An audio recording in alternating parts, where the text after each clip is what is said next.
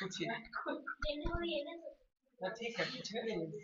Sir x के power 0 बराबर 1 ही क्यों होता है? उसके जगह पर 5 भी तो हो सकता है, 10 भी तो हो सकता है। अच्छा ठीक है, इसको x के पावर 0 बराबर 1 ही काहे होता है, उसको हम प्रूव करा के दिखाते हैं कि काहे होता है, कि 5 काहे नहीं होता, 1 ही काहे होता है।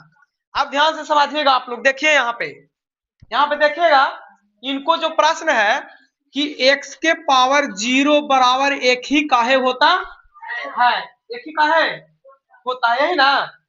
अच्छा अब 1 ही काहे होता है, इसको हम प्रूव करके दिखाते हैं। ये ध्यान समझो जी कि 1 ही काहे होता है, 5 क्यों नहीं होता है।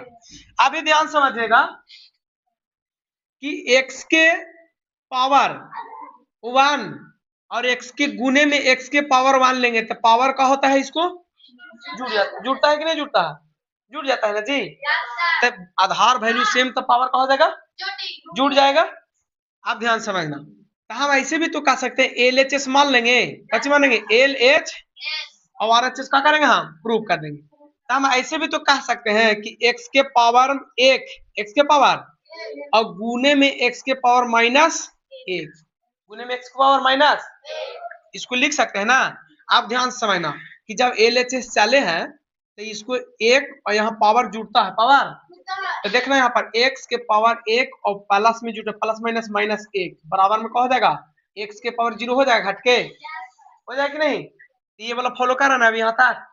एक बात और ध्यान देना कि हम क्या कर सकते हैं, x के पावर को 1 से लिख सकते हैं और बाटा में x के पावर ऊपर है तो बाटा ऊपर है तो माइनस में, नीचे आएगा तो क्या होता है, प्लस में, क्या होता है, प्लस में हो गया। अभी जानते हैं कि x से x का हो जाएगा, खत्म हो जाएगा। तो यहाँ पर बराबर हमको कुछ न तो क्या बचा जी, 1 बचा कि नहीं, 1 बचा। तो ये LHS बराबर RHS प्रूफ कर दिए। इसी से प्रूफ से आया कि एक आंसर प्राप्त हमेशा होता है, 5 नहीं होता। समझ में आ गया ना आप, ठीक है जाइए।